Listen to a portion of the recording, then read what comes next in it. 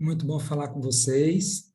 Agradeço a Girlene. A Girlene é a coordenadora do Departamento de Saúde lá da Igreja Adventista da Asa Norte. Então, ela nos convidou para que no Outubro Rosa eu conversasse um pouco com vocês, né? A respeito do câncer de mama, que a maioria de vocês já sabem, né? Todos os anos, no mês de outubro, se faz uma campanha mundial. Ela iniciou na década de 90 nos Estados Unidos, é uma corrida lá em Nova York, e isso se propagou pelo mundo, né? Tanto é que no mês de outubro, alguns monumentos, alguns prédios públicos em todo o mundo, eles ficam coloridos, né, de rosa, menção assim para que as mulheres do mundo todo se lembrem, conversem e façam a prevenção do câncer de mama. Aqui no Brasil é muito comum, na esplanada dos ministérios, do Congresso, alguns ministérios ali estarem iluminados de rosa. Esse ano eu não andei por lá à noite, eu não sei dizer, mas em outros anos que eu passei por lá no mês de outubro, realmente eles têm sempre focado e incentivado essa campanha. Bem, eu me formei em medicina na Universidade Federal de Goiás, universidade pública, já faz um tempinho, com muito orgulho, muita honra, muito trabalho, né, entrar em universidade pública, quem fez universidade pública sabe. Depois fui para o Exército, fiquei 8 anos e meio como médico militar, atuando na área de ginecologia e obstetrícia, e já há 32 anos eu estou na Secretaria de Saúde do Distrito Federal. Inicialmente eu entrei como médico ginecologista no concurso público, atuei até 2017 como médico gineco-obstetra. Nesse período eu me especializei em oncoginecologia, atuei na parte de câncer de mama também durante um bom tempo. E fiz 2 outras pós em gestão do SUS e também de estratégia de saúde da família, né? E de 2011 para cá, 2010, aliás, eu me dediquei mais tempo à parte de gestão. Então, estive um tempo como diretor do Hospital de Ceilândia, depois estive como diretor do Hospital Regional da Asa Norte, depois superintendente de saúde da região central, mas, ultimamente, eu voltei para a assistência, que é o que eu mais gosto como médico, né? E, certa vez, um paciente me disse assim, que eu gostava sempre imagina, doutor, que o senhor, como médico, gosta de encontrar aqueles pacientes com doenças bem difíceis de tratar, que o senhor vai ter paciente por muito tempo. Eu falei, não, eu sou exatamente o contrário. Eu já tento trabalhar para ver se o paciente não fica doente. E hoje, mais do que nunca, a gente vê isso aí, e é um privilégio nosso das orientações que nós temos, né? Que a Igreja Adventista, há mais de 160 anos, tem conhecimento de algumas orientações de que nós devemos investir na nossa saúde como o bem mais precioso que nós temos e que a nossa saúde é resultado das decisões que nós tomamos. Então, hoje, mais do que nunca, o próprio Ministério da Saúde, eu vou apresentar aqui alguns slides, e essa palestra que eu vou apresentar hoje para vocês, ela é muito baseada no material que está disponível no Ministério da Saúde, no site do INCA. Se vocês pesquisarem INCA, vocês vão ver lá, basicamente, tudo que eu vou falar para vocês, que está lá em slides ou em PDF, que é um site, o Instituto Nacional do Câncer, hoje tem o nome do José de Alencar, em homenagem ao nosso ex-presidente, é um braço do Ministério da Saúde. E ele trabalha na área de câncer, na área oncológica, mas é uma entidade de estudos. É uma parte muito importante porque gera muita ciência, produz muita ciência, muita pesquisa, e participa também da capacitação de gestores e de especialistas no Brasil e pelo mundo afora. Então, eu agradeço mais uma vez a Girlene, a vocês que estão aí, Quero dizer que, Girlene, o microfone está aberto para eles ou está Sim, fechado? está aberto para eles e está sendo gravado também, que algumas pessoas do coral pediram para gravar, porque não conseguiriam estar aqui, né? E a gente está gravando também. Nesse momento está tendo outras reuniões dos aventureiros, está tendo ensaio do coral da Igreja da Asa Norte. Então, eu vou franquear para vocês aí o microfone, se vocês quiserem fazer perguntas, se quiser deixar para o final, melhor, mas, né, em algum momento, se precisar interromper para fazer uma pergunta, tudo bem. Ok? Eu vou aqui apresentar a parte dos slides para que fique mais didático, né? Porque quando a gente ouve, a gente imagina. Quando a gente vê, a gente entende, né, mais facilmente. Só um minutinho. Foi agora. Ok. Então, esse aí é o cartaz, né, que foi feito pela equipe, a Gelene compartilhou o convite, então, vamos lá. Então, vou passar aqui o primeiro slide. Vamos falar, então, um pouco sobre, né, o convite era para falar sobre o câncer de mama, né, a propósito do Outubro Rosa, mas eu quis falar um pouquinho sobre essa doença, né, o câncer, mais ou menos o que ela é. Por que isso? Porque, na verdade, os fatores promotores do câncer não são específicos do câncer de mama, mas na maioria eles estão relacionados a grande parte dos cânceres que atormentam a humanidade hoje, né? Juntamente com as doenças crônicas não transmissíveis. É uma sigla hoje que se estuda muito, DCNT, porque na década de 50, 60, um pouco antes, as doenças que mais matavam eram as doenças infecto-contagiosas. Mas com a descoberta da penicilina, na década de 40, início da década de 50, e o desenvolvimento dos antibióticos, então, imaginava-se que as doenças crônicas, as doenças infecto-contagiosas não matassem mais pessoas, né? Chegasse um momento em que não teria mais mortes por doenças infecto-contagiosas. E realmente aconteceu isso. Só que para contrariar a ciência, né?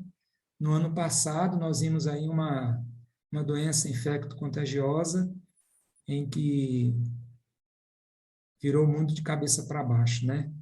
Coisas que nós imaginávamos que nunca aconteceriam, de países estarem se unindo, decretando lockdown, tirando o direito de ir e vir das pessoas, por causa de uma doença, isso aconteceu. Então, nós vimos que nesse mundo aqui, tudo é possível de acontecer.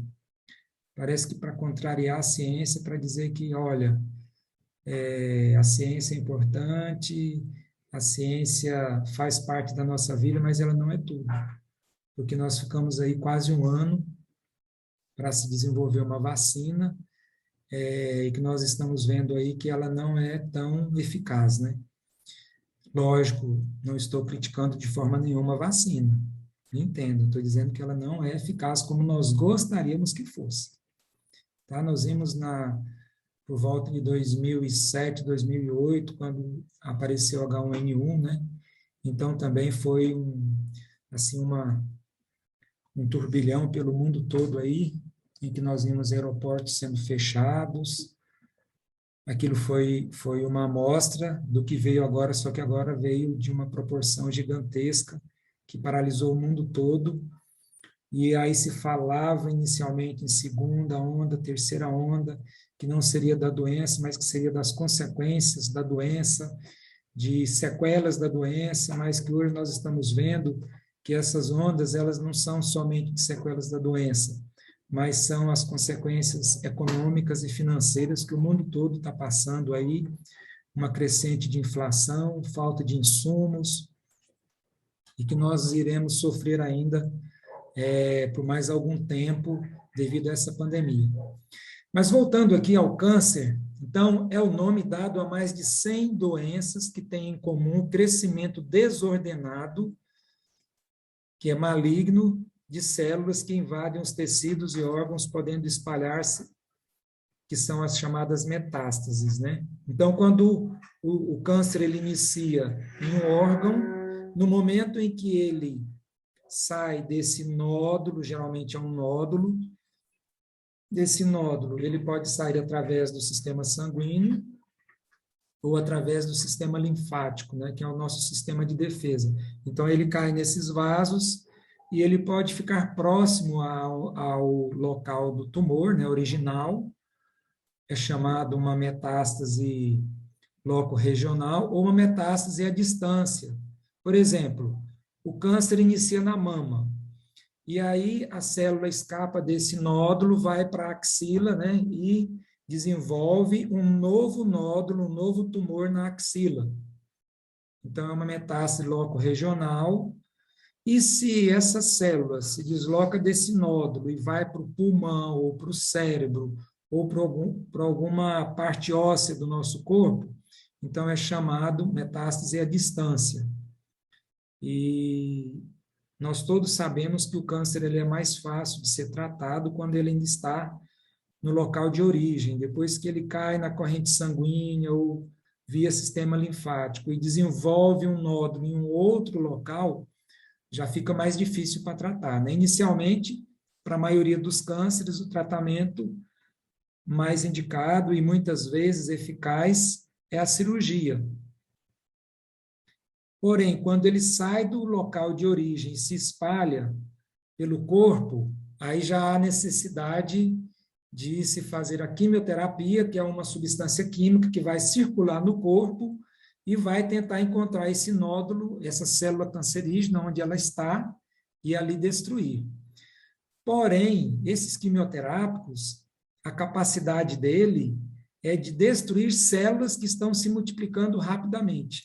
E aí, não somente as células cancerígenas, porque hoje ainda não tem como você marcar aquelas células cancerígenas para que o quimioterápico vá lá e mate somente essas células. Mas eles matam, os quimioterápicos matam todas aquelas células que estão se multiplicando rapidamente, como é o caso das hemácias. Então, quando se faz uma quimioterapia, há uma baixa nas hemácias, há uma baixa nos leucócitos, que são as células de defesa. É um efeito colateral dos quimioterápicos. E tem também a radioterapia. O que é radioterapia? A radioterapia se estudou substâncias radioativas, como césio, e outras substâncias, e elas, então, são colocadas em uma ampola e tem um equipamento chamado acelerador, né? Tem vários equipamentos, o mais conhecido é o acelerador linear, em que a pessoa entra ali naquele equipamento, é parecido um pouco com esses aparelhos de tomografia, e ali, então, é um feixe de luz, né?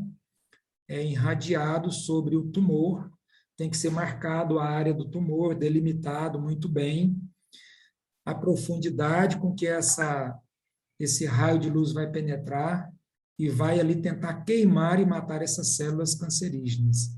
É uma das opções. Também tem seus efeitos colaterais, né? Eu tive um caso, eu tomei conhecimento de um caso de um técnico de enfermagem que trabalhava comigo. A tia dele teve um câncer de mama, submeteu-se à cirurgia e depois à radioterapia. E era do lado esquerdo, e essa radioterapia, o aparelho estava calibrado, mas acabou que ele teve uma penetração além do necessário, além do que se gostaria, e acabou lesando a válvula do coração dessa paciente, e ela, por complicações, acabou indo à morte. Por que eu estou dizendo isso? Para, mais uma vez, alertar que o melhor tratamento é a prevenção, né? Se podemos dizer assim que seria tratamento, na verdade, a melhor forma seria evitar as doenças.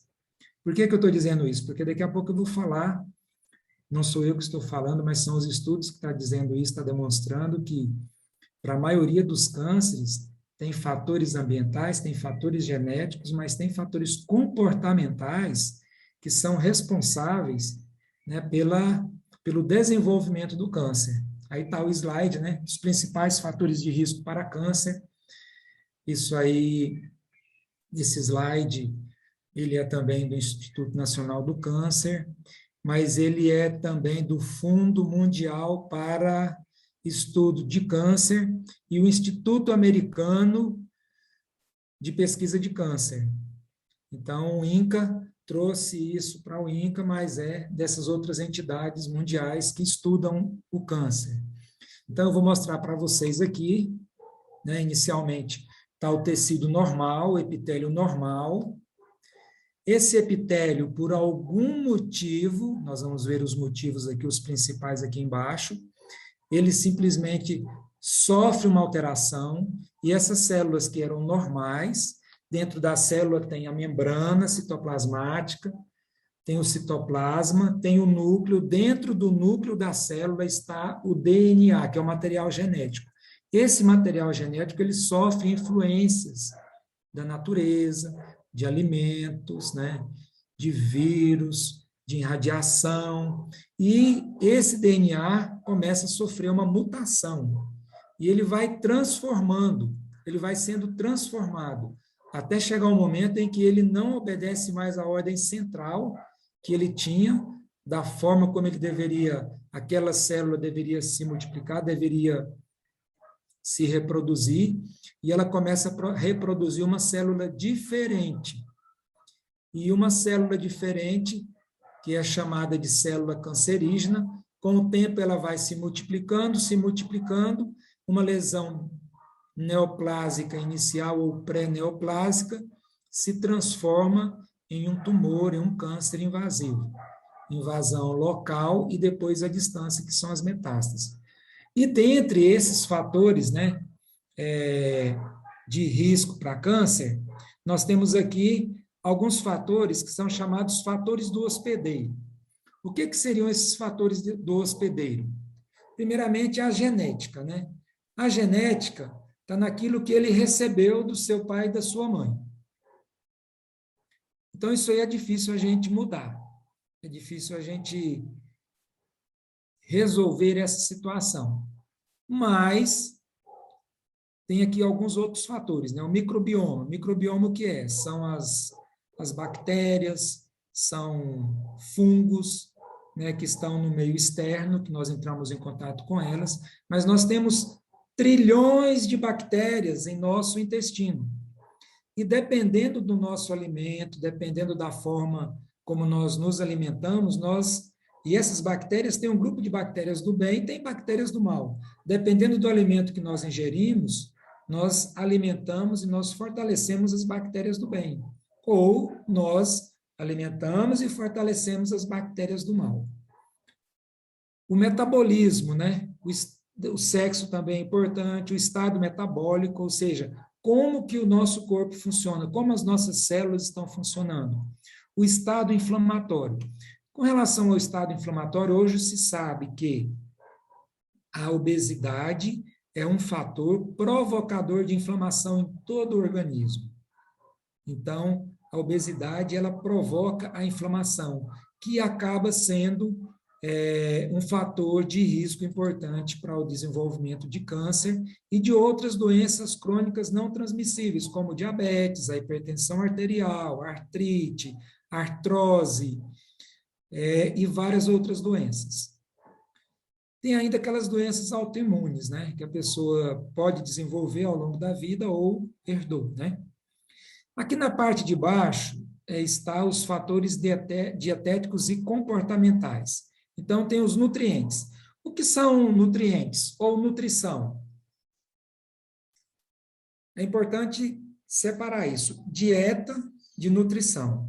Dieta, muitas vezes, são pré-determinadas, né? Uma lista de alimentos em que você adiciona, em que você acrescenta e você exclui determinados alimentos com um objetivo. Então, essa é a dieta. A dieta vai levar à nutrição.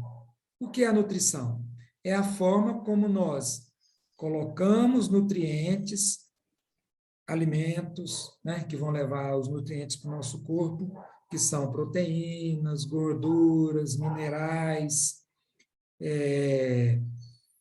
carboidratos, né? São aqueles nutrientes que são necessários para a manutenção e desenvolvimento das nossas células. Então, dentre esses fatores dietéticos e comportamentais, nós temos aqui os nutrientes, o consumo de energia, os fitoquímicos, né, que são substâncias químicas das plantas, outros componentes dos alimentos. E nesses outros componentes aqui dos alimentos, é interessante que muita gente tem alergia a alimento. Fala, eu tenho alergia a determinado alimento. Mas a pessoa, muitas vezes, a alergia dela não é o alimento, mas os contaminantes que é permitido ter nos alimentos. Por exemplo, eu acho que a maioria de vocês sabem que nos extratos de tomate, massa de tomate, molho de tomate, é permitido um determinado número de pelo de ratos. Se vocês não sabiam disso, depois pesquisem. Então, é permitido pelos de rato, é permitido fragmentos de insetos nos alimentos, nos farináceos, por exemplo, farinha de trigo, aveia, todos os farináceos de um modo geral. É permitido pelos órgãos governamentais que controlam a parte de nutrição humana, é permitido fragmentos de insetos até um determinado nível. Então, muitas pessoas que dizem, eu tenho alergia a determinado alimento. Não é ao alimento em si, mas são os fragmentos de insetos, que são corpos estranhos, que provocam alergia no nosso corpo.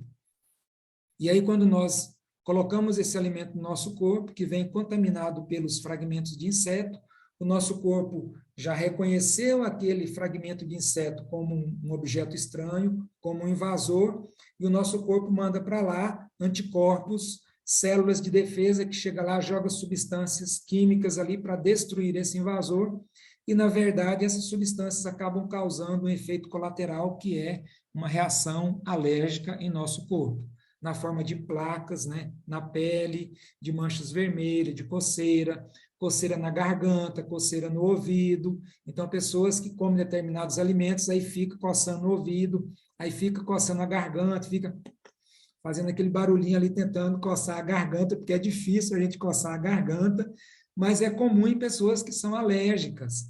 E muitas vezes não é ao alimento, mas aos contaminantes de insetos e outros animais que tem nesses alimentos. E, por último, tem aqui os fatores ambientais, né? São os contaminantes em alimentos. Mais uma vez, né? Os vírus. E aí eu vou falar do vírus, rapidamente, do vírus do HPV e da hepatite B, que hoje já tem vacina. A radiação UV, ultravioleta, que é uma irradiação do sol, né? Que também causa câncer. E carcinógenos ambientais e outros fatores ambientais. Então, carcinógenos são fatores, como nós vimos aqui, fatores do hospedeiro, fatores ambientais, nutricionais, que podem favorecer ao desenvolvimento do câncer. Principais fatores de risco, né? Aqui tem 3 colunas. Os fatores ambientais e comportamentais, revisando aquilo que nós falamos agora há pouco também, eles são genéricos, eles são para a maioria dos cânceres. A segunda coluna e a terceira já tem mais a ver com o câncer de mama. Ok? Então, vamos falar um pouquinho dos fatores ambientais e comportamentais novamente. Então, hoje se sabe que a obesidade e o sobrepeso, por causar um processo inflamatório em todo o organismo, e a inflamação é uma reação do nosso sistema de defesa, e quando nós estamos tendo uma reação alérgica, o nosso sistema de defesa está doente. Se ele causa doente no seguinte sentido, de que, é como eu sempre explico, imagina um mosquito e você dá um tiro de canhão no mosquito. Então, quando determinado alimento, determinada medicação provoca uma reação alérgica em todo o nosso corpo, é como se desse exatamente um tiro de canhão no mosquito. É uma reação exacerbada, uma reação muito intensa do nosso organismo a uma coisa minúscula, e não deveria ser desse jeito. Então, quando um organismo, né, quando o indivíduo já está com sobrepeso, ou também obesidade grau 1, 2 e 3, então o organismo dele já começa a desenvolver um processo inflamatório. E isso já diminui as células de defesa, já coloca as células de defesa em risco. E uma das formas que nós temos para nos protegermos do câncer é através do nosso sistema imune. porque o nosso sistema imune ele tem meios de, ao ele perceber que uma célula está diferente, está adoecida, está em processo de mutação, o nosso sistema já procura isolar aquela célula, é chamado de apoptose, isola, não deixa nutriente chegar, as outras células que estão lado a lado começam a se isolar e aquela célula morre. E é interessante que determinados vírus, por exemplo, o vírus do HPV, o que ele faz? Ele entra no corpo, ele entra na célula, ele vai lá no núcleo, coloca o material genético dele juntamente com o material genético da célula daquele hospedeiro, seja mulher ou seja homem, neutraliza um segmento do cromossomo 17. E a função daquele segmento do cromossomo é de proteger as células que estão passando, não seria a palavra correta, não seria proteger, mas ele seria perceber as mutações que estão acontecendo em uma célula e isolar essa célula e provocar a morte dela. O HPV entra no corpo e neutraliza essa função. Então, aquela função de vigilância que tem se perde. E aí a célula do colo do útero, ou no caso do homem, do pênis, quando ela começa a alterar para o lado do câncer, não tem mais essa proteção e ocorre o desenvolvimento do câncer do colo do útero. Então, quando eu disse aqui a obesidade e o sobrepeso, eles provocam inflamação, então eles diminuem essa capacidade de vigilância do organismo. A inatividade física hoje já é reconhecido também como fator de risco para vários tipos de câncer.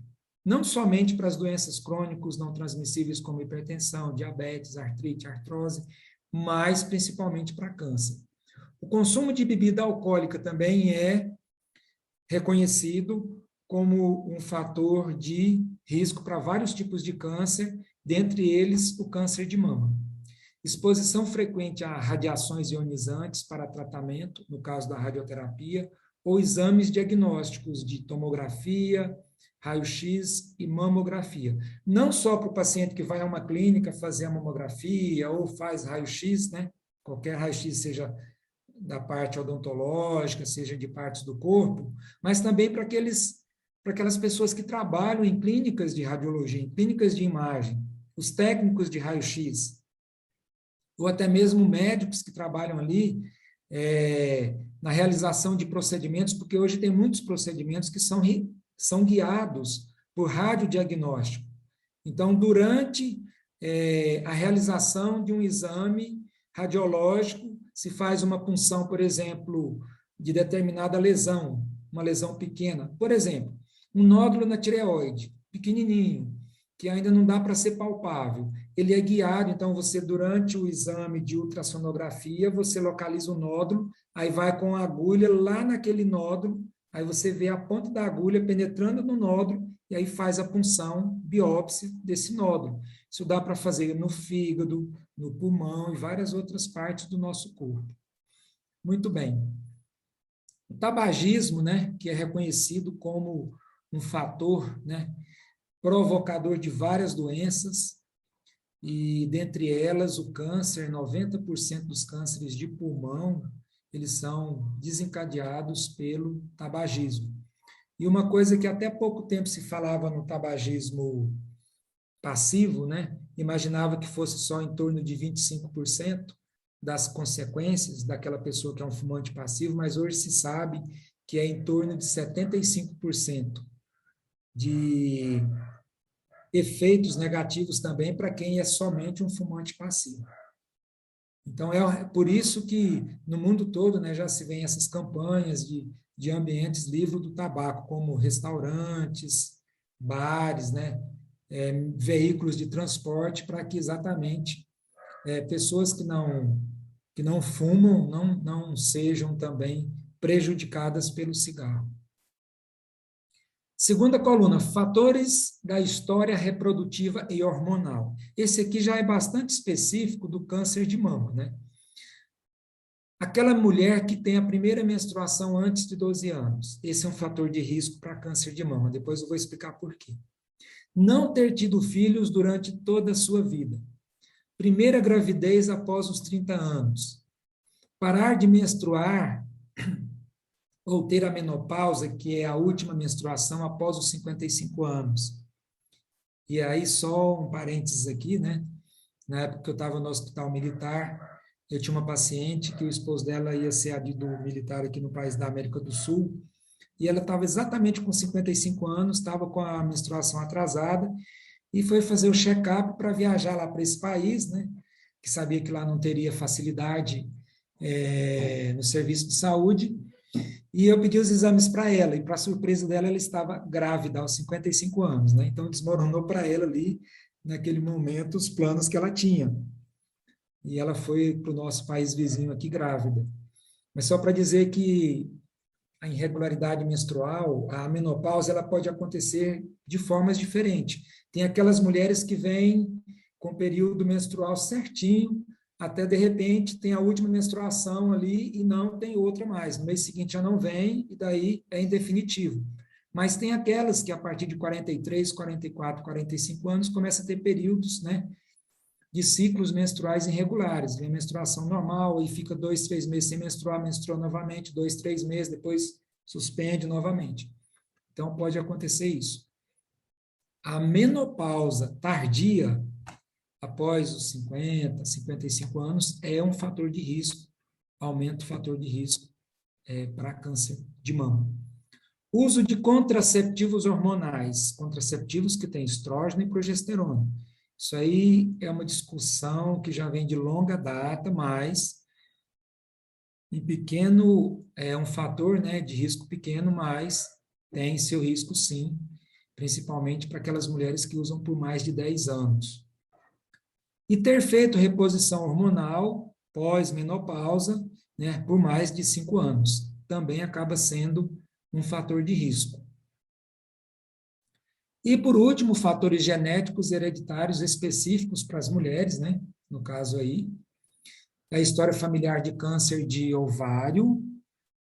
Então, preste bem atenção, câncer que estão relacionados, tá? Por conta do quarto item aí, alteração genética, especialmente nos genes BRCA1 e BRCA2. O gene BRCA1 e 2 são genes que protegem contra câncer de mama. A função desse gene é proteger contra câncer de mama, de ovário, de intestino e de estômago. Então, para aquelas pessoas que na família tem alguém que teve câncer de mama, de ovário, de intestino, de estômago, então tem um risco maior de ter esse tipo de câncer, porque ele é genético. Então, quando se tem mãe ou filha ou irmã que teve câncer de mama, então essa mulher já tem que ficar mais atenta. Por quê? Pode ser que tenha uma alteração desse gene na família e isso expõe essa mulher a um risco maior de câncer de mama.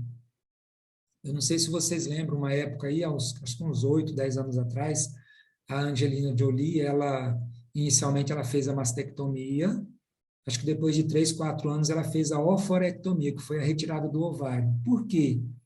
Isso foi noticiado, né, no mundo todo, porque a mãe dela tinha descoberto câncer de mama aos 54 anos.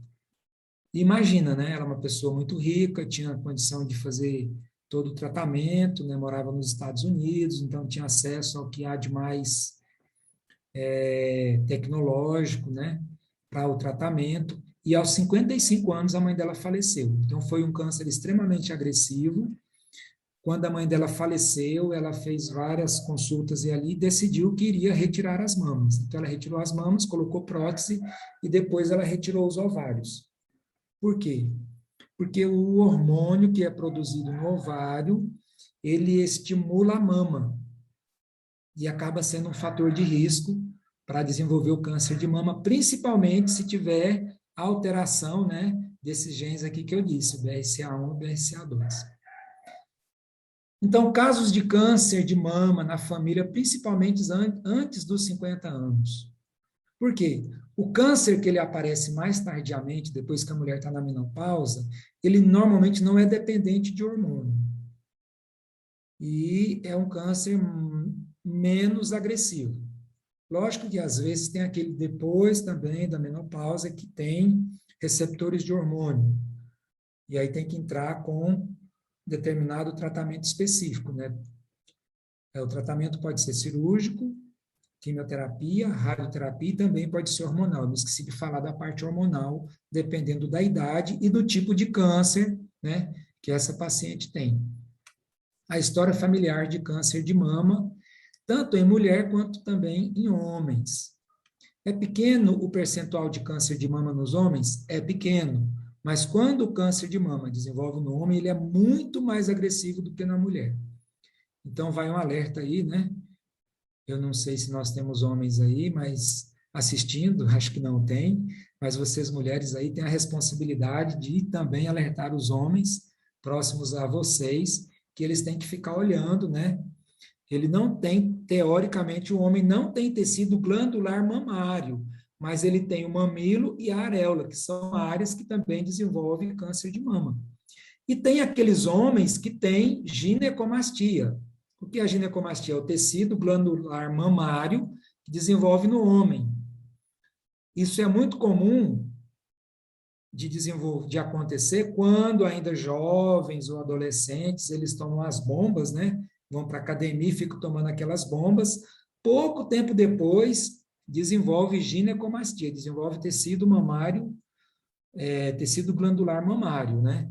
Eu mesmo participei de cirurgias de vários pacientes que tinham ginecomastia, tanto no serviço público quanto no serviço privado. Jovens, né, que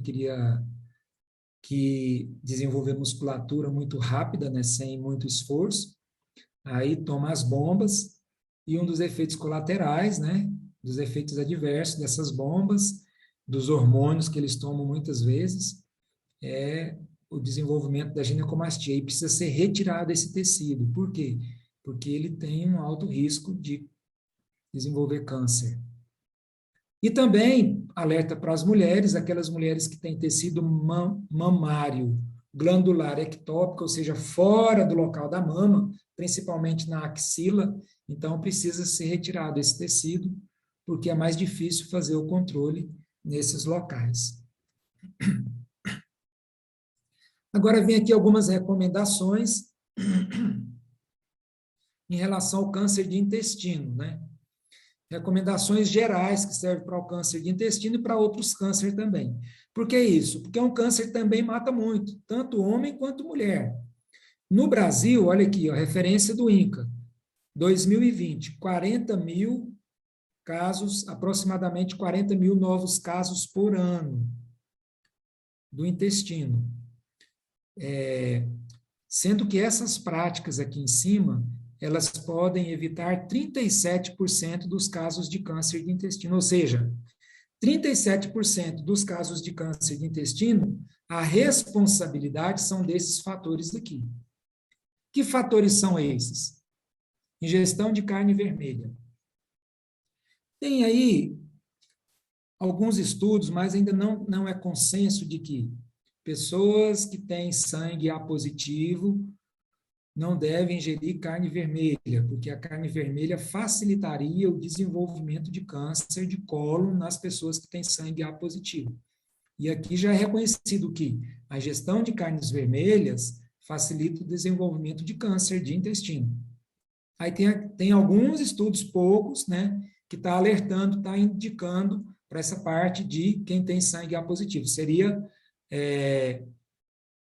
tipo de sangue, qual tipo sanguíneo, e um risco maior de desenvolver câncer de cólon.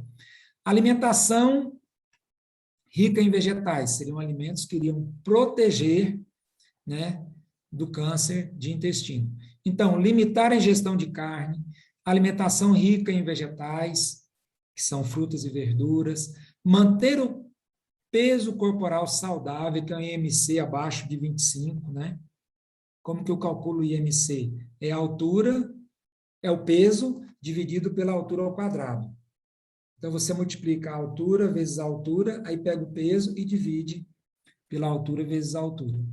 Aí você vai encontrar 25, que é de 25 de 20 a 25 é o peso ideal, de 24,9 a 29,9 é sobrepeso, de 30 a 34,9 é grau 1, de 35 a 39,9, grau 2, e de 40 até 44, 45 é o grau 3, aí entra a obesidade mórbida, né? Esse nome já é mórbida, por quê? Porque é muito difícil a pessoa perder peso e é uma bomba relógio. A pessoa que está com esse peso, ele tem uma série de mudanças, uma série de transtornos no organismo que facilita várias doenças crônicas não transmissíveis, né? Sendo uma delas o câncer.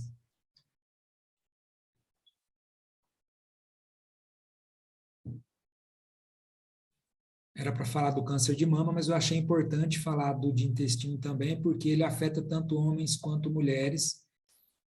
E nós vamos ver daqui a pouco uma das formas de prevenção, além dessas aqui, seguir essas recomendações, é a realização da colonoscopia a partir dos 50, 55 anos para ambos os sexos. E um exame mais simples é a pesquisa de sangue oculto nas fezes. Um outro causador, né, fator causador de câncer é a ingestão de álcool. E aqui, evitar as bebidas alcoólicas, né, que é uma das formas de se proteger do câncer. E o álcool influencia diretamente o câncer de estômago, o de intestino, o das mamas, não é o caso nosso aqui, mas no dia a dia, no consultório, a gente encontra muitas mulheres hoje estão bebendo muito. Antigamente era uma coisa que era mais específica dos homens, mas as mulheres estão fumando mais, estão bebendo mais. E, consequentemente, a ingestão do álcool, ele favorece o desenvolvimento do câncer de mama. E também o câncer de boca, de faringe, de laringe e de esôfago. Então, das vias aéreas superiores e da cavidade oral, o cigarro e o álcool são dois fatores de risco que têm um peso muito importante. Para vocês terem ideia, no Brasil, o álcool é responsável por 8,7% dos cânceres em homens e 2,2% em mulheres. Isso aqui de uma forma generalizada, né? Mas se a gente partir para determinados tipos de câncer específicos, então nós temos aí uma influência maior do álcool como fator desencadeante de câncer nesses tipos de câncer. A prevenção do câncer, né? Que é o importante para a gente conversar hoje aqui, né? Nesse bate-papo. É a prevenção primária. Tem dois tipos de prevenção de câncer: a prevenção primária e a prevenção secundária. O que seria a prevenção primária? A prevenção primária são ações voltadas para evitar a exposição de fatores de risco. Nós vimos que tem fatores ambientais, entra nutricionais, né, alimentares. Tem também aqueles fatores, dentre os fatores ambientais entram aí os do trabalho, né? Os laborais, a pessoa que trabalha, por exemplo, trabalha na clínica de raio-x, vai receber irradiação, aumenta o risco de vários tipos de câncer. A pessoa que trabalha o dia todo exposta à irradiação solar, vai ter um risco maior de câncer. Pessoas que trabalham com herbicidas e inseticidas, são substâncias extremamente tóxicas para o ser humano. E essas substâncias, elas provocam câncer principalmente no fígado, rins, no cérebro, né? Vários tipos de câncer, mas principalmente no fígado. Por que o fígado? Porque qualquer substância química que entre em nosso corpo, seja um remédio, tipo um antibiótico, ou até mesmo uma vitamina, você toma vitamina demais.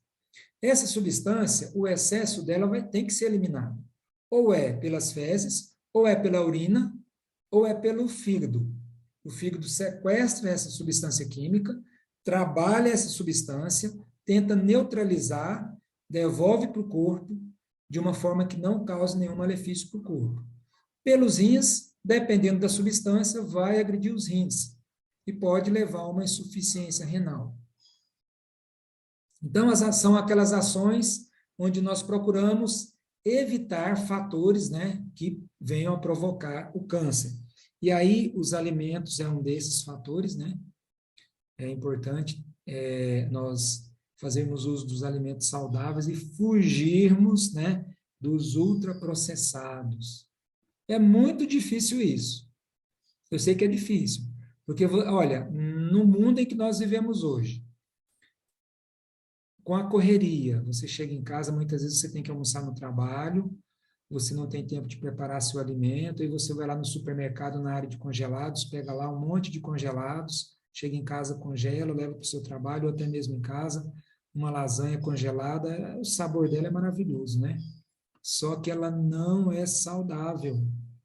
Os alimentos ultraprocessados, os congelados, eles precisam de várias substâncias químicas, entra aí os conservantes, os aromatizantes, os acidulantes, né, os conservantes de um modo geral, tem aquelas substâncias que exaltam ou ampliam o sabor dos alimentos, né, e faz com que as pessoas viciem nos alimentos, e os alimentos ultraprocessados, eles têm isso de uma forma muito intensa, para que as pessoas sejam realmente viciadas. E, infelizmente, a indústria alimentícia, eles trabalham para vender, eles visam lucros. Se você tiver um pouquinho de curiosidade, pesquisa. A esposa do Barack Obama, ela entrou numa campanha lá nos Estados Unidos para diminuir o açúcar na merenda escolar, para diminuir o açúcar no lanche das crianças. Ela fez campanha no Senado, ela fez várias campanhas e ela não teve êxito, ela não conseguiu. Não conseguiu colocar nos índices mínimos o açúcar nos lanches escolares lá nos Estados Unidos, porque a indústria alimentícia ela tem um lobby muito forte. Se lá acontece isso, imagina aqui no Brasil. E estudos têm mostrado que a geração de adolescentes hoje, elas vão viver menos do que os pais. Quem tem filho adolescente hoje, saiba que seu filho vai viver menos que você. Por quê? Por conta do estilo de vida que eles estão tendo hoje. Por conta dos alimentos industrializados que provocam inúmeras doenças. Não é somente o câncer. É a obesidade que está hoje de forma intensa entre os adolescentes, entre os jovens, entre os adultos. E a obesidade é o gatilho para uma série de doenças. Doenças reumatológicas, câncer, hipertensão e diabetes. E todas essas doenças acabam culminando com um final da vida precoce para as pessoas, né? E a prevenção secundária, ela é feita por meio do rastreamento, ou seja, exames, né, que as pessoas são submetidas com o objetivo de descobrir ou de diagnosticar um câncer no início, quando ainda ele não é palpável, quando ainda não provoca nenhum sintoma no corpo. Mas esses exames cada vez mais se investem nessa tecnologia para se conseguir diagnosticar esses cânceres bem no início. A prevenção primária, né? Repetindo aqui várias vezes para que vocês não esqueçam. Não é uma lavagem cerebral, não, mas é para que vocês, olhem, depois desse nosso bate-papo aqui, é para vocês nunca mais esquecer e que isso provoque uma mudança na sua vida. Se você costuma utilizar determinados alimentos ou tem alguns desses hábitos aqui que são negativos, vamos tentar eliminar esses hábitos negativos e incorporar os hábitos positivos que protegem contra essas doenças. Então, é manter o peso corporal adequado, ter uma alimentação balanceada e muito cuidado com essas dietas milagrosas para emagrecer, que são dietas extremamente agressivas. Eu já vi várias dietas aí, inclusive com pessoas da minha família. A onda agora é dieta hiperproteica. Então, você pode comer carne à vontade, tem que cortar os carboidratos, ou tem que cortar as gorduras. E aí você come proteína, dá-lhe proteína, vai sobrecarregar o fígado e os rins. Então, esse tem efeito colateral. Ah, vai perder peso? Vai, mas às custas de consequências lá na frente. Praticar atividade física, isso é fundamental. Não somente para prevenir contra câncer, mas prevenir contra diabetes, contra hipertensão, contra as doenças cardiovasculares, e aí entra infarto, AVC, várias outras doenças de um modo geral. Não fumar, evitar bebidas alcoólicas, evitar exposição ao sol das 10 às 16, aí entra uma situação aí que a Sociedade Brasileira de Endocrinologia fala que é importante você expor o sol, ao sol, que não pode ser mais nesses horários aí, antes das 10 e depois das 16, tem que ser no horário do meio-dia. E aí vem a Sociedade de Dermato e fala, olha, tudo bem, é importante para produzir vitamina D? Mas que seja por no máximo 15 minutos e proteja o rosto. Não adianta passar protetor solar nos braços, em todo o corpo e expor ao sol, porque não vai produzir a vitamina D. E a vitamina D, ela está relacionada a mais de 200 reações químicas importantes no nosso corpo. E está relacionado diretamente a 17 tipos de câncer. Então, a deficiência de vitamina D causa um grande prejuízo ao nosso corpo. Então, hoje, se você não expõe o sol, se você trabalha num ambiente que não tem exposição ao sol, então, dose a sua vitamina D e suplemente a vitamina D. Hoje, o ideal é que a dosagem da vitamina D no nosso sangue, ela esteja acima de 30. Ideal, 40 e 50. Se você possui uma doença crônica, uma comorbidade, tem mais de 60 anos, é importante que ela esteja de 50 para cima. E a vacina contra o HPV e contra o vírus da hepatite B. Por quê? Porque, olha aqui, dentro da prevenção secundária, né, o rastreamento, aí tem vários tipos, né? Mamografia, a ultrassom abdominal, né, uma vez ao ano, porque você pode descobrir lesão de fígado, de rim, dos órgãos internos do nosso abdômen, né? E também aí vem a mamografia, a colonoscopia para o intestino, e vem aqui a prevenção secundária, no caso do colo do útero, que é o exame de Papa Nicolau, onde se colhe células do colo do útero, se examina essas células e vê se ela tem alteração pré-cancerígena, se tiver, tem o tratamento adequado, né?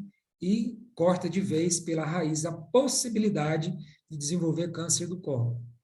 A captura híbrida é um exame também parecido com o Papa Nicolau, onde se coleta a secreção do colo do útero e manda para o laboratório.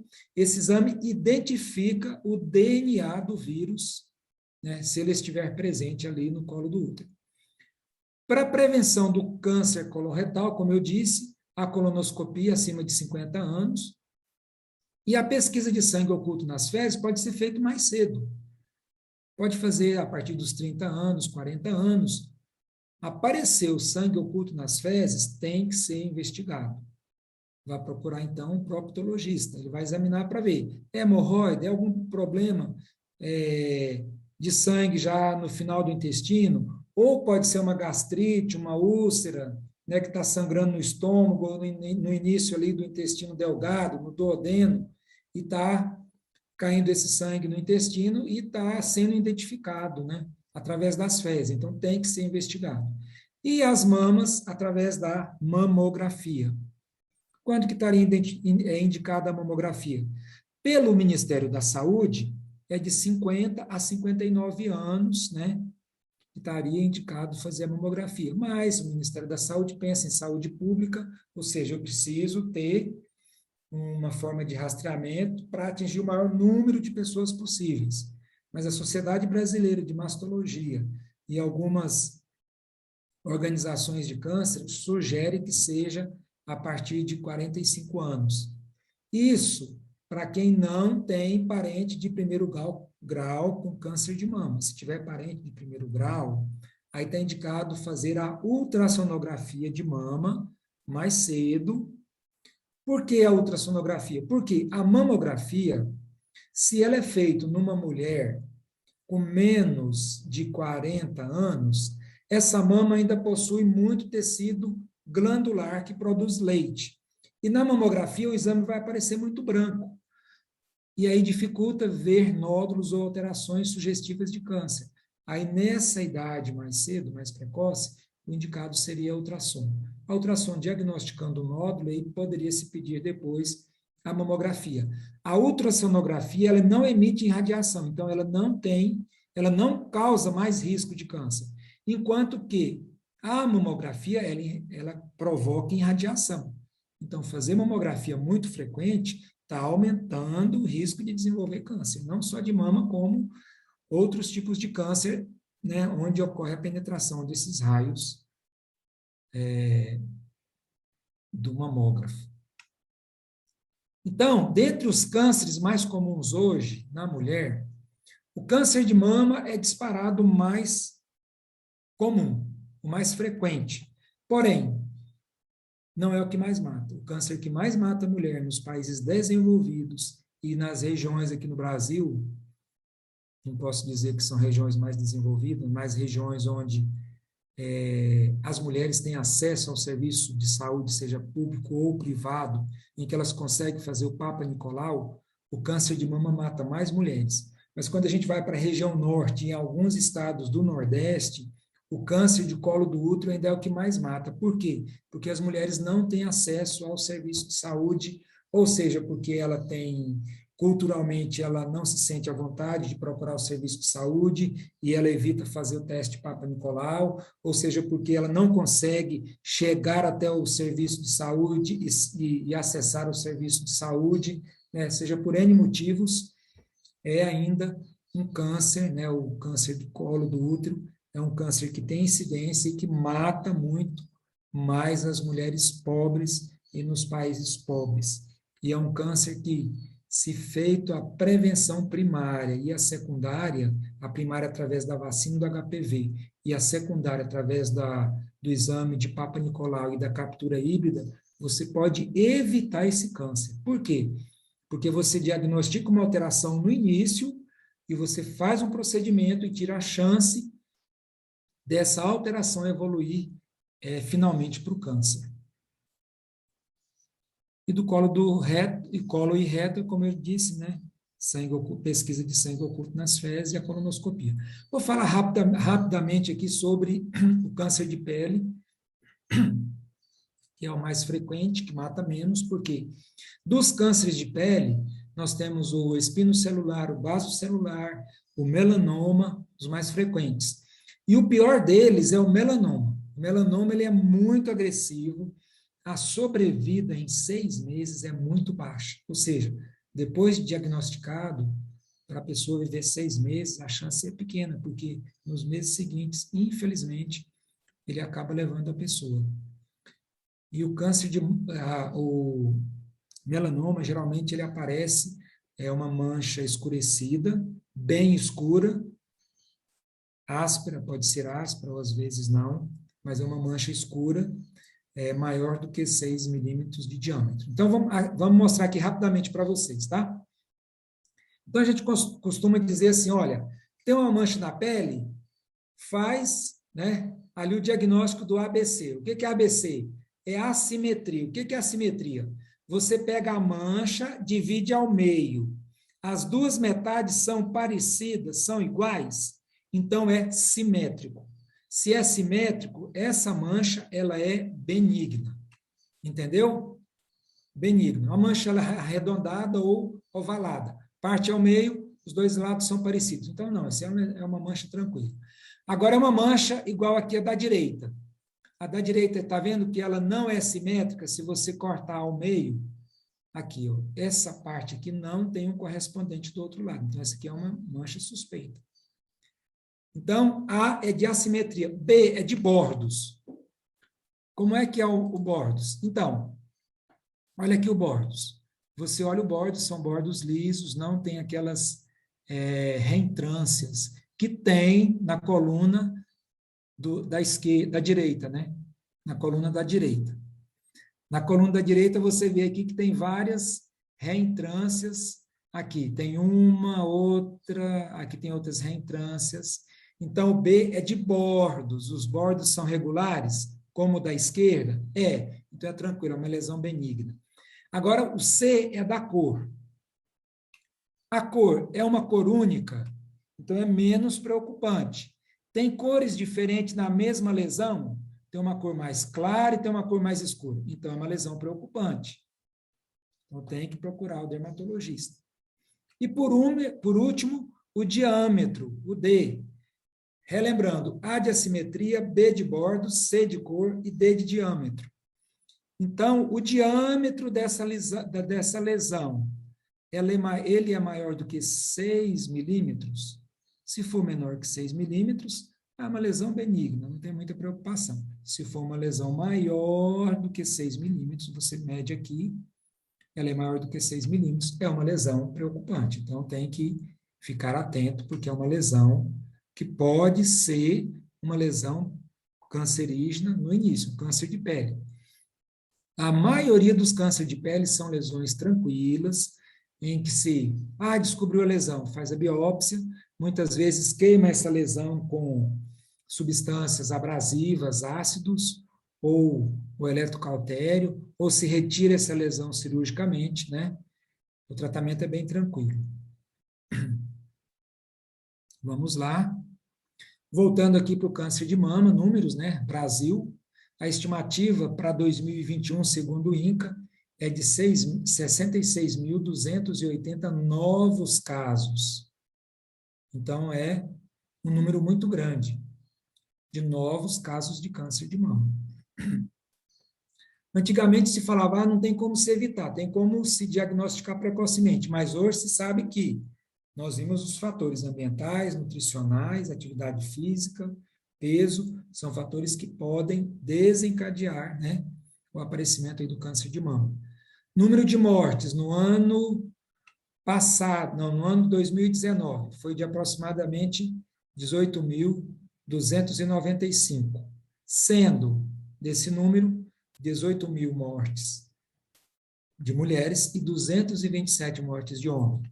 Isso aqui são dados do Sistema de Informação de Mortalidade do Ministério da Saúde, tá? Qualquer pessoa tem acesso a isso aqui. Entrar lá no Ministério da Saúde, pesquisar assim. Você pode entrar lá e pesquisar, eu quero saber quantas pessoas morreram de Covid em 2020. Você vai ter essa informação. Quantas pessoas morreram de câncer de mama? Você vai ter essa informação. Inclusive por sexo. Falando aqui um pouquinho de câncer de mama, então nós vamos falar aqui da anatomia da mama, onde é que acontece, né, os cânceres de mama. Então, pode acontecer no mamilo, pode acontecer na areola, pode acontecer na pele, mas o mais comum, em torno de 80% dos cânceres de mama, eles desenvolvem nos ductos. Vocês estão vendo direitinho aí o mouse, né? Onde eu estou marcando? Sim, dá para ver. Ótimo.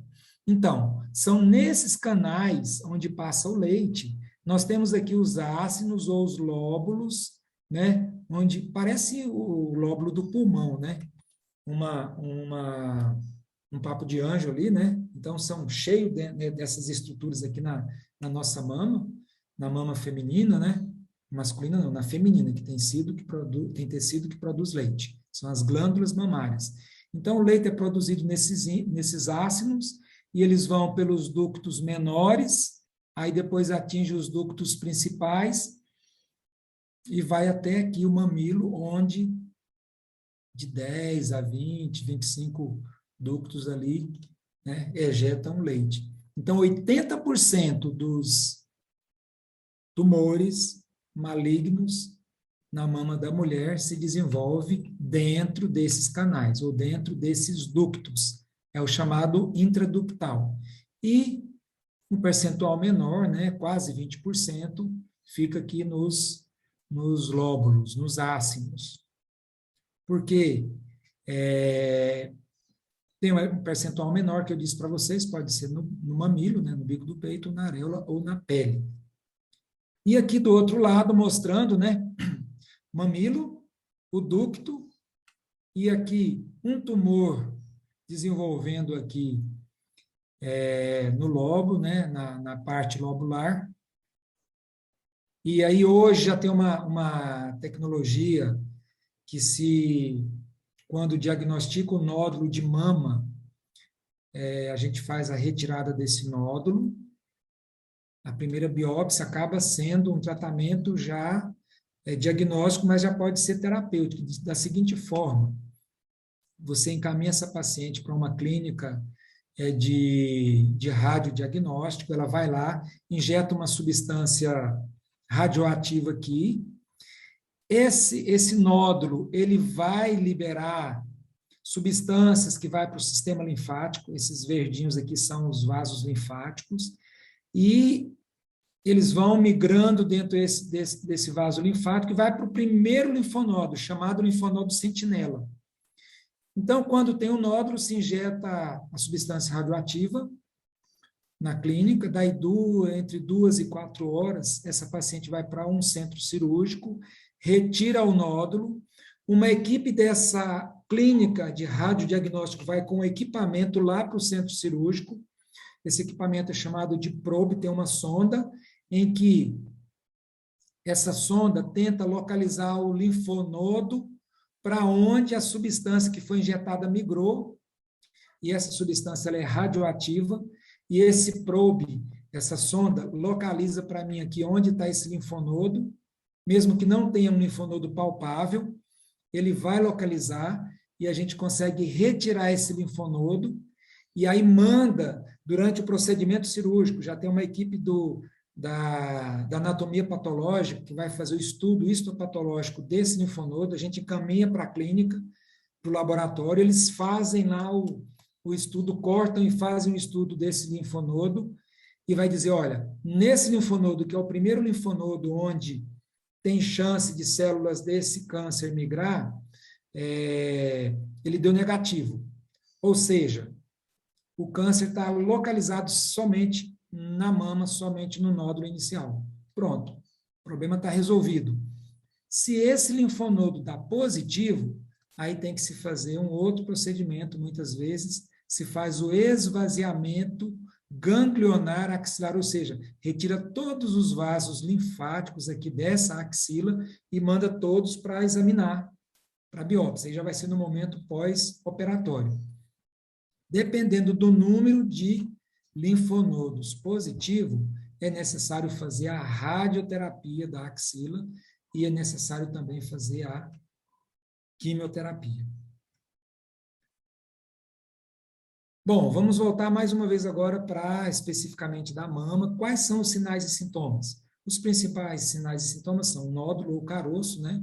Que é presente em cerca de 90% dos casos. São caroços ou nódulos indolores. Então, tem aquelas mulheres que têm problema antigamente se chamava de displasia, hoje são chamados de alterações fibrocísticas da mama.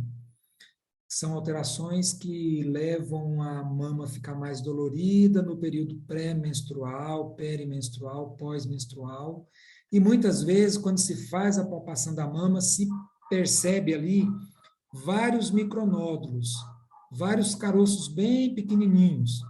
Então, são alterações fibrocísticas da mama, são alterações benignas, mas que causam dor. E isso faz com que a mulher tenha muita preocupação se não é um câncer inicial. Mas o caroço, o nódulo de câncer, ele normalmente é assintomático, ele é indolor. Nódulos que aparecem na axila. Muitas vezes a mulher não percebe um nódulo na mama, mas já percebe o aparecimento de um nódulo na axila, porque o nódulo da mama, que era um câncer inicial, às vezes é mais profundo, a mulher não percebeu e já percebeu quando aparece na axila ou no pescoço. Por que no pescoço? Por quê? Vou voltar aqui o slide anterior, né? Então, a gente divide o quadrante da mama em quatro partes, 4 quadrantes. Esses quadrantes aqui, laterais, os dois, eles normalmente, os linfonodos aqui, os gânglios linfáticos, né, para onde a substância migra é na axila.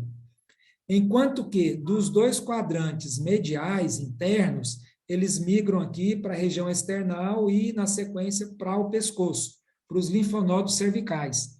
Então, O aparecimento de um caroço no pescoço ou na axila pode ser um sinal, né, um sintoma de câncer de mama, que aí, no caso, já estaria mais avançado. Alterações no bico do peito, no mamilo, saída espontânea de líquido pelo mamilo, né, um líquido esverdeado, avermelhado, sanguinolento. Tem líquido que tem características, então você não precisa preocupar muito, porque esse líquido não é maligno. Mas, dependendo do líquido, você tem que encaminhar para biópsia. É muito simples. É somente você fazer expressão da mama, produzir esse líquido, coloca numa lâmina e é encaminhado para o laboratório. O outro sintoma é a pele avermelhada. Tem um tipo de câncer que também é muito agressivo, e a pele da mama fica toda avermelhada, fica toda inchada, e é chamado de CA inflamatório, ou câncer inflamatório. A mama toda fica inflamada, fica vermelha, e causa muita dor. Essa imagem aqui já é a imagem de um câncer avançado, né? Então, a gente vê, se você observar bem, você vê que o tumor ele já estourou aqui na pele, mas ele está aqui também, ó. Na palpação, ele é um tumor que ele, ele acaba tomando praticamente toda a mama. E, infelizmente, foi realizado o procedimento de mastectomia, mas houve uma recidiva local, ou seja, já tinha comprometido já o tecido linfático aqui da pele, e mesmo sendo retirado a mama, todo o tecido mamário, fez o esvaziamento da axila, houve uma recidiva local. E nesse caso aqui é muito difícil, porque para retirar toda essa lesão aqui, quando você retira a mama, você já precisa fazer retalho do tecido da pele para cobrir essa pele, para fechar, né, a ferida operatória. E quando há uma recidiva tão grande no local, se opta realmente por fazer a radioterapia e não fazer uma segunda intervenção. Eventualmente, pode-se fazer a segunda intervenção também. Então, esse slide aqui eu fiz questão de colocar só para mostrar a importância de se fazer a prevenção primária, a prevenção secundária, né, que são através dos exames de radiodiagnóstico e o autoexame, e para frisar aqui o autoexame, né, que é fácil, é barato, e a mulher não precisa nem sair de casa, ela pode fazer na sua própria casa. Quando examinar? Para aquelas mulheres que ainda têm menstruação, o melhor período é após a menstruação, aí 4, 5 dias após a menstruação, que as mamas estarão menos doloridas, menos inchadas, e dá para fazer o exame tranquilo. Isso tanto para fazer o autoexame, quanto para fazer também a mamografia e a ultrassonografia. Então, nunca fazer a mamografia quando estiver perto de menstruar, porque a qualidade do exame fica prejudicado, e também a mulher vai sentir um desconforto maior. Tem pacientes que sentem muita dor para fazer a mamografia. Uma característica própria dela vai também do técnico que está colocando ali, enquadrando a mama ali no mamógrafo. Então, por que a mamografia é importante? Porque, como eu disse para vocês, essa mama aqui é uma mama de uma paciente já de uma idade maior, né? Mais idosa. Se fizer a mamografia numa paciente jovem de 30 anos, vai ficar quase todo o exame branco assim. Então, não vai ajudar muito. Por isso que o Ministério da Saúde recomenda a partir de 50 anos, onde há um risco maior de desenvolver câncer de mama e onde o diagnóstico, o exame também é melhor. Essa mamografia é de uma mama com câncer de mama. O que a gente vê na mamografia que tem câncer? Esses pontinhos aqui, ó. São microcalcificações agrupadas. Tem pontinhos brancos que são, por exemplo, esses aqui não são. Esses aqui geralmente são vasos. Mas esses que têm vários pontinhos brancos agrupados é sugestivo de uma lesão nodular nesse local, às vezes é impalpável, mas de um câncer aqui. Aqui tem outro grupo e aqui tem, ou seja, toda essa mama aqui já estava comprometida. E mais uma vez aqui, na forma da prevenção primária, né? Evitar os alimentos ultraprocessados é uma das formas de se proteger do câncer de mama, favorecendo assim o consumo excessivo de calorias. Por quê? Quando os ultraprocessados, eles são alimentos onde você tem uma facilidade de comprar esses alimentos, onde eles duram mais tempo, onde eles têm uma concentração de calorias, onde eles têm uma concentração de açúcar, onde eles têm aromatizantes, onde eles têm substâncias que enaltecem o sabor, né? Que traz um sabor mais agradável para o alimento, e isso faz com que as pessoas queiram, né, usar esses alimentos ultraprocessados. Eles favorecem o ganho de peso, sobrepeso e obesidade, que também é um outro fator que favorece o desenvolvimento do câncer, né? Então, os alimentos ultraprocessados, eles levam a excesso de peso. E dentre esses alimentos ultraprocessados mais consumidos no Brasil são biscoitos, doces e salgados,